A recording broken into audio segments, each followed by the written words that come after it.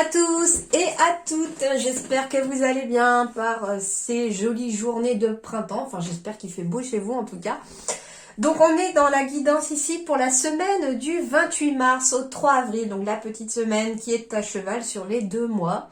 On va aller voir un peu quelles sont les énergies de la semaine, qu'est-ce qui pourrait se mettre en place, qu'est-ce qui va arriver à vous en tout cas, qu'est-ce qui va peut-être falloir travailler. On va aller voir ça tout de suite.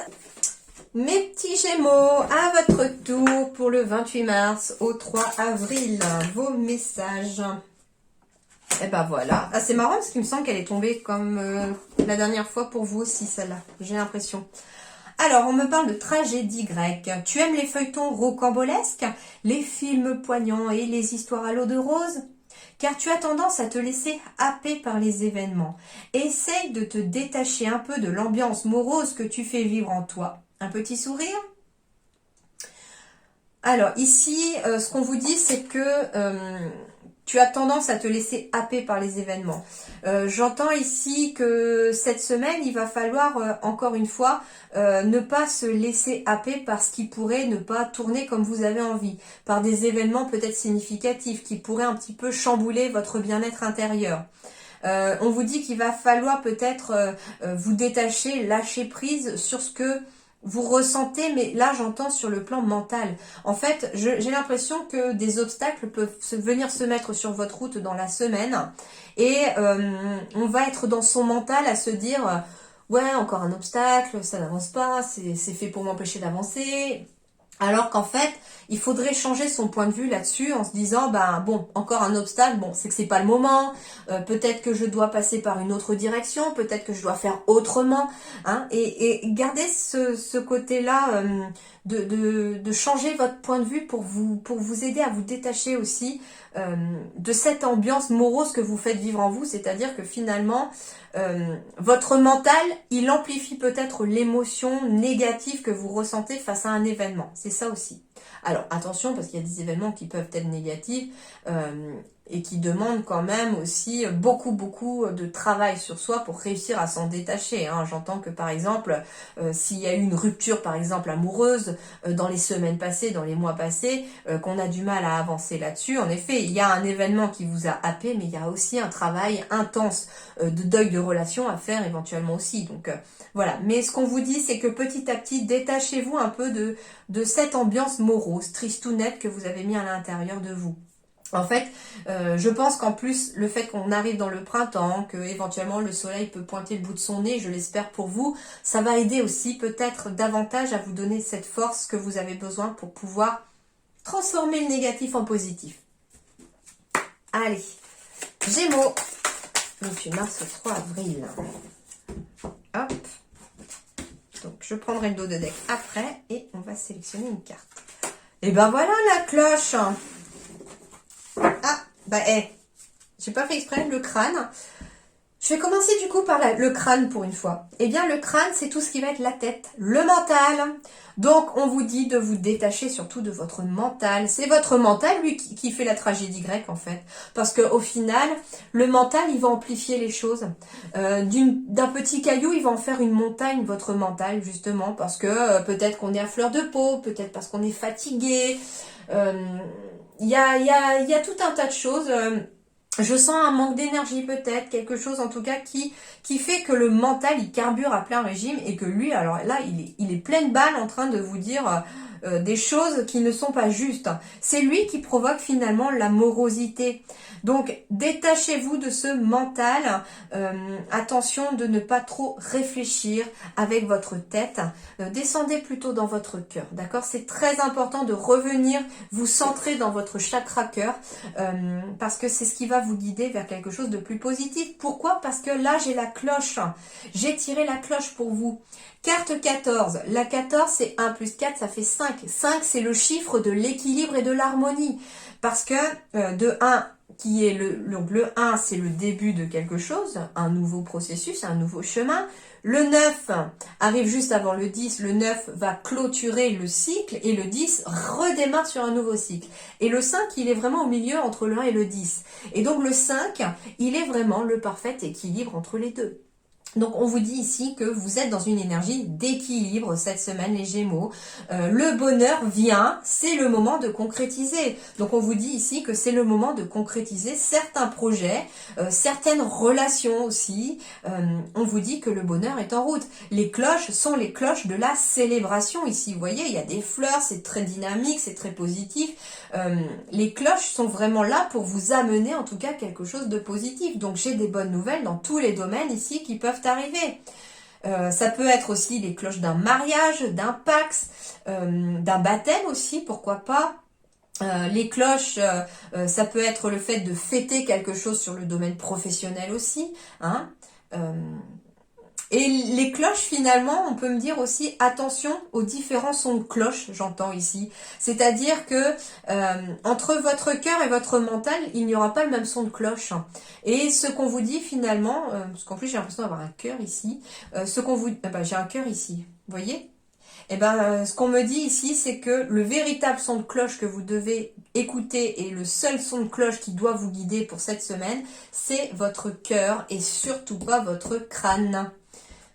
Bon, c'est plutôt pas mal. Oui, j'ai décidé de le faire. J'ai voulu essayer de le faire au niveau de mes ressentis, au niveau intuitif pour ces cartes-là et de ne pas aller lire le fascicule pour une fois. Je trouve ça plutôt pas mal en fait. Alors, eh bien, j'ai une âme sœur spirituelle ici qui apparaît dans le tirage des Gémeaux pour votre semaine du 28 mars au 3 avril. Donc, on pourrait rencontrer une personne qui est une âme sœur spirituelle. Alors, ça peut être relationnel, amical, amoureux, familial, à vous de voir. Mais en tout cas, ici, vous allez avoir affaire peut-être à une personne qui est votre âme sœur spirituelle. Ça peut être aussi votre moitié, avec qui on est vraiment sur la même longueur d'onde. Alors, on me dit en fait que votre âme sœur spirituelle, en lien avec cette personne, vous allez devoir vous adapter à son rythme émotionnel. Donc, peut-être que si cette semaine, une personne se détache un petit peu plus sur le plan émotionnel avec vous, et que vous sentez qu'il va falloir un peu vous marcher sur des œufs ou s'adapter à son rythme à cette personne-là, eh bien, dites-vous que cette personne, c'est une âme sœur spirituelle. Amour de soi. On vous dit aussi que cette personne, alors va falloir s'adapter au rythme émotionnel de cette personne parce qu'elle a un gros besoin de s'aimer, de reprendre confiance en elle aussi. Ça peut être lié à une blessure d'abandon. Et justement, cette blessure d'abandon, elle peut être née d'un abandon quand on était enfant par ses parents. Ça peut avoir aussi être un abandon d'une vie passée ou justement de l'enfance qui renaît à la suite d'une rupture sentimentale aussi. Et là, ça réveille la blessure. Et on vous dit que vous pourriez avoir affaire aussi à une âme sœur spirituelle qui va peut-être vous-même aussi vous aider à travailler sur cette blessure d'abandon, sur l'amour de soi. On vous dit également que il faut d'abord s'aimer soi-même aussi afin d'attirer vos âmes sœurs ou votre âme sœur. Parce qu'on n'est aimé qu'à la hauteur de ce qu'on peut s'aimer soi-même, tout simplement. D'accord? Mais en tout cas, ici, moi, en dos de deck, j'ai la carte du bonheur. Donc, vous allez vers le bonheur. Mais il va falloir s'adapter. Donc sur le plan relationnel, sentimental, c'est plutôt favorable. J'ai beaucoup de orange, j'ai beaucoup de rose, j'ai beaucoup de violet. Ce sont des couleurs assez positives, je trouve quand même. Du 28 mars au 3 avril. Alors, j'en ai une qui s'est retournée.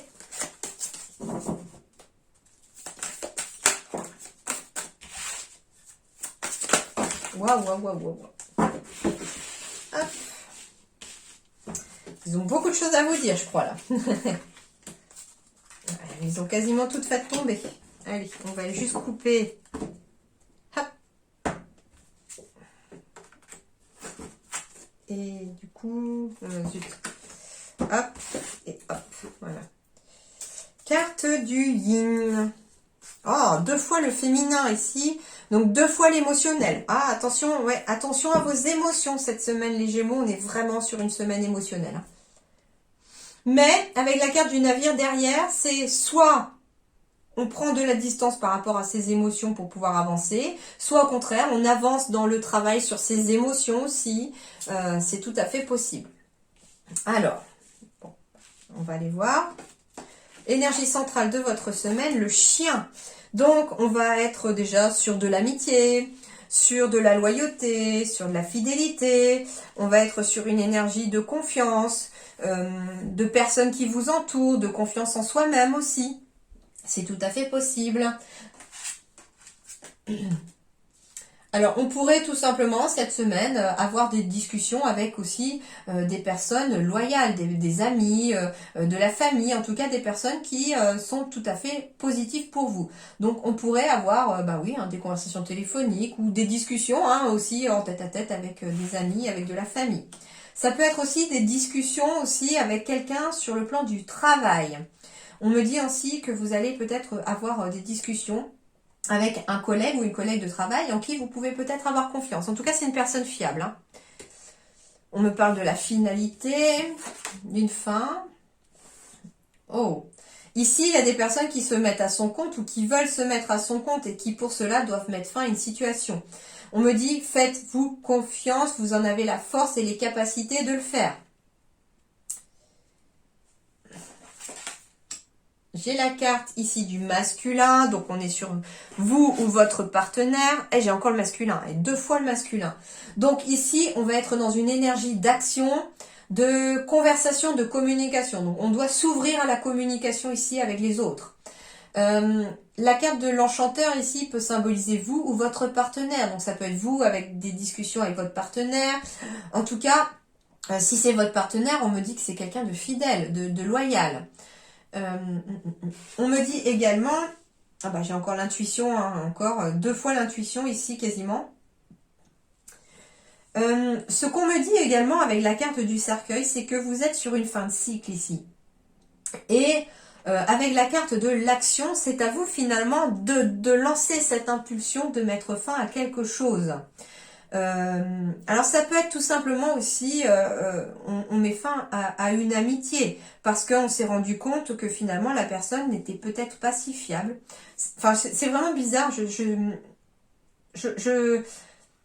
mis une réserve sur ce message-là, mais en tout cas, on me dit que si vous...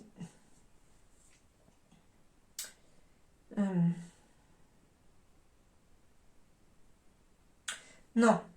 C'est vraiment, vous avez peut-être envie de mettre fin à une amitié.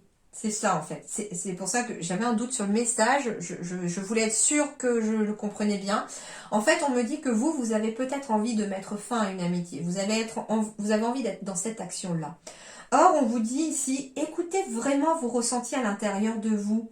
Parce que peut-être que cette personne, elle est rusée, peut-être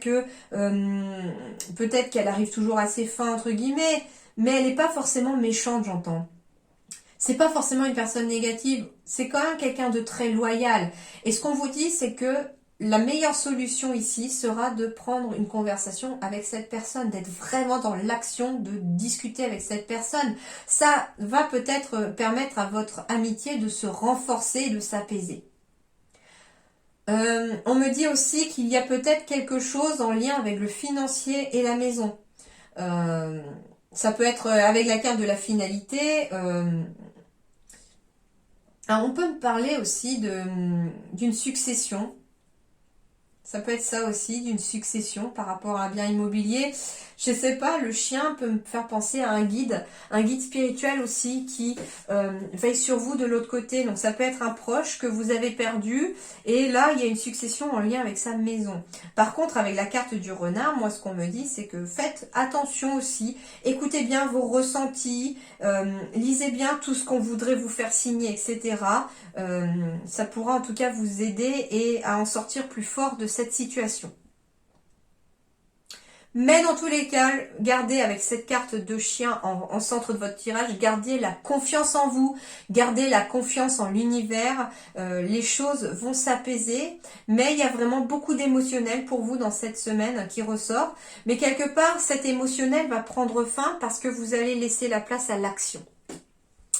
Voilà les Gémeaux, très bonne semaine à vous, à très bientôt, merci beaucoup.